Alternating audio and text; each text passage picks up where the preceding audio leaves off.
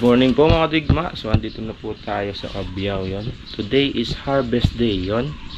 Welcome po ulit sa ating channel. So sa mga bago, welcome po sa JS Altira Master yon. Siyempre don't forget to click the tiny bell sa baba para updated po kayo sa aking buhay bukid. So yon. Oh, pasalubong peanut brittle. Mga digma siya ba nagtitimpla ng pangdango. Yun lang yung pasalubong ko sa kanila mga digma. Tsaka ito mga digma, ito lang yung kaya kong ipasalubong sa kanila eh. Rosary, blessed na yan. Na-bless na yan ng ano, yung tawag doon, samba tayo ng manawag. Nalagay lang natin sa mga motor nila. Huwag mo tatanggalin to ah. Ilang natin mga digma. Naka-bless na yan. Yun lang yung kaya kong pasalubong sa kanila eh. Rosary. Hindi lang malalaglag mga digma. Bless na to. Naka-bless yan. Diba? Bali nauna na kami ni Wadi dito. Bali mag-i-spray kami ng konting damo dun sa ano, sa phase 2 sa dating kubo. So yun, harvest day na rin dito mga digma. Yun yung palay. Hindi natin alam kung anong magiging ano ng palay, pero may bad news. Medyo bumaba ano niya is nasa 25 to 26 yung presyuhan ngayon. Ewan ko bakit ganon, kasi wala ng palay, pero yun yung ang kalakaran kung baga. Pero pangarap ko dyan is 27.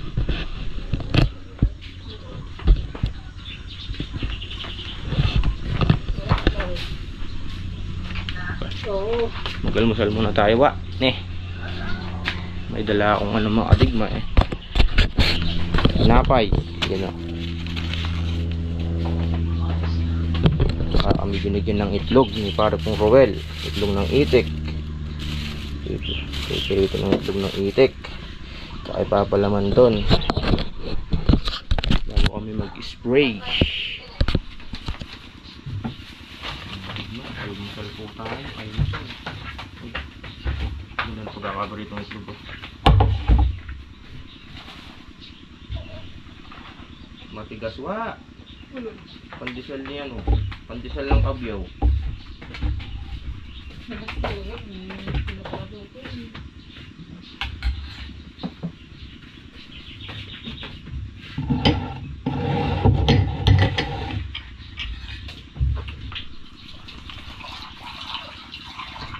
Sarap.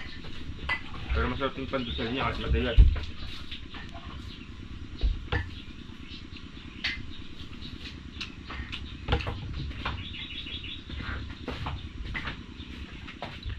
Tama mga digma. Pabali yung palay natin dito sa kabila is ayan, sapaw na, payuko na rin. Tapos ito yung paanin natin, kabila naman. Yun o, haba ng hinuhay ng 216.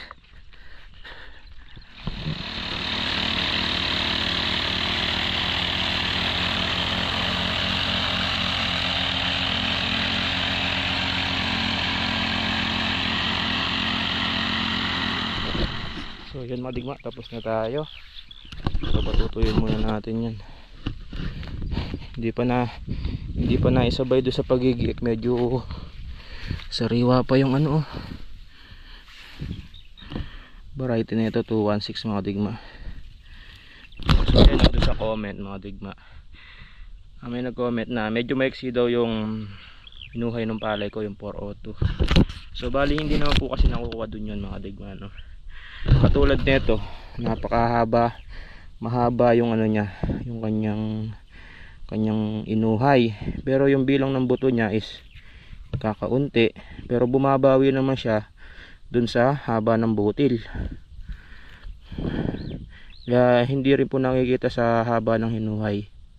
Nakikita yan sa bilang ng butil at dun sa kung walang tawag dun mga digma, ipa, kung puro bunga.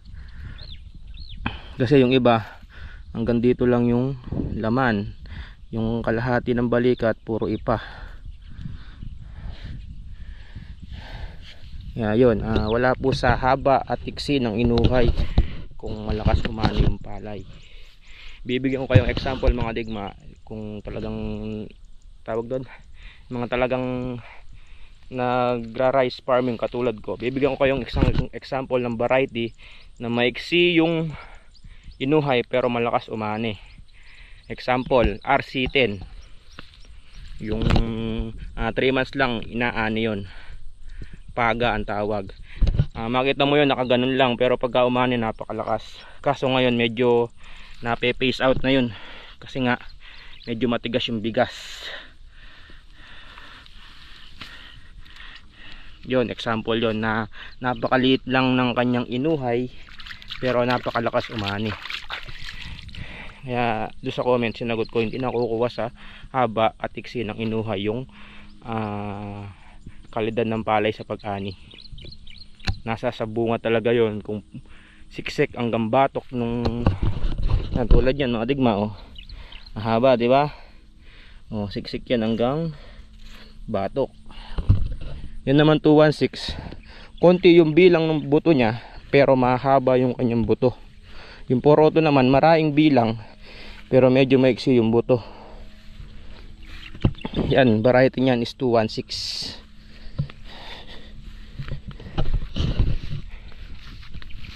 Ito naman 152, yung nalubog ng nakarang taon. Yan din yun. So yun, pinapatuyuan na lahat to. Bukas na yan. Okay na ipabasa-basa dyan, pampalintog ng bunga.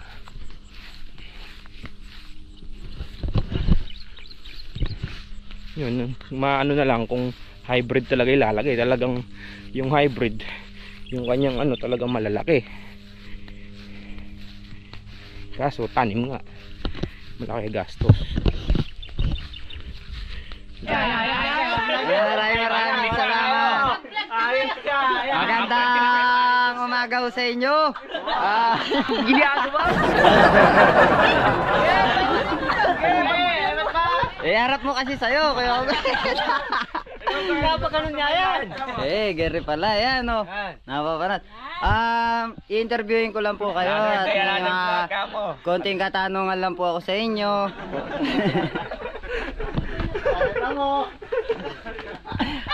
Ereo yun. Tut, shoutout ka na. Ayan na, ka-vlog to Tut. Oo nga. Sinagot sa akin, oo nga. Naka-play yan, bugo kung gagawin. Chopilo. Baliktad. Hello guys, welcome to my Ilan taon na ikalabaw mo, Chopilo? 10. Ayoko na nga. Maril na ako. Dapat ganyan nakatapat. Yan, pag ganyan. Ayun. Kain po tayo. Lalakas nung kuryente. Paano tatalas? Mag-iihaw ng hito. Ganun ba yun? Lapit dalawa. Dagdagan mo yung kamatis mo. Parang naman. Pwesto ko yan. Nagugas na. Kusog. Sisik mo rin. Wag. Ayun na. Kain na tayo mga digma. Standing ovation. Salo na lang tayo na para. Alis natin yung puan. Alis pa. Nahin dalawa. Namarid. Ayan mo gago. Pinaka na yung itik dun eh. Din ka guys. Huwag muna lakas na nakabili ko ano. Ay ngayon maganda. Ayos na. Lakasan yan. Kaya na yan. May gusto mo. Ganda ng pwesto eh. Nakapaupo pa yun. Pakita yung natural. Ito meron kami isang harvester boy. Ran. Ano po? Outing ngayon yung mga yun. Napupulong-pulong kagabi ah. Vlog ba yun? Brad yung tinik para sa aso. Wala pa yung isa kasi eh. Maril eh. Dito nga ito. So yun mga digma, ihaw.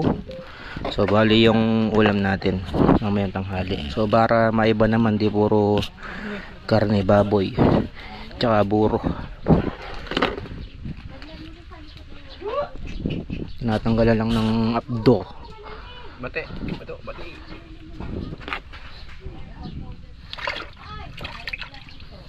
Yun o, natin ang hiwa.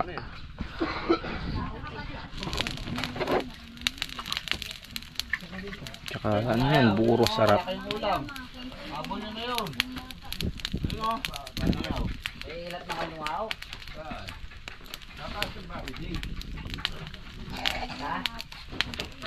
Malakas, tingnan mo, baril may tubig. Aurit na. So, tara mga digma, andito na po yung harvester. So inan lang natin at tatanggalin ko lang yung ano, mga tulos na nilagay ko noon, baka mamaya madali. Sana nag-umpisa na po sila mag-harvest.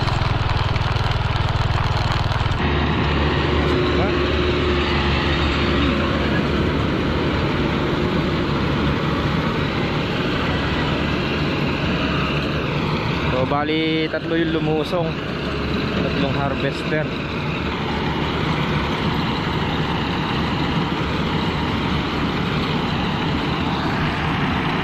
Para kagad mayari tayo.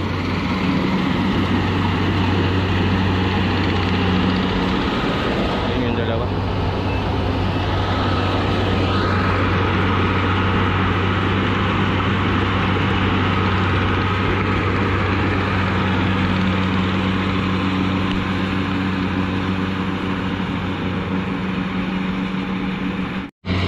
So yan mga ligma, i-classify na yung palay natin. MC 19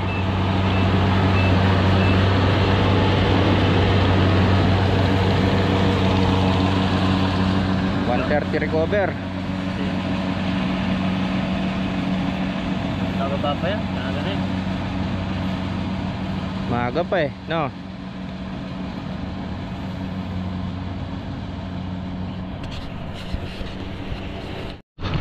So yan mga digma. So bali maganda naman yung MC nya, mababa 19. Magbabago pa yan dahil maaga pa. Mamayang tanghaling tapat mabababa pa yung MC nya.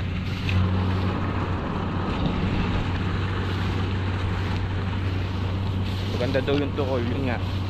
Wala naman sila masasabi sa tukol niyan eh. Talagang pinakatukol ko yan para hindi tayo ma-reject sa mga smuggler. Smuggler yung tawag mo sa comment section eh.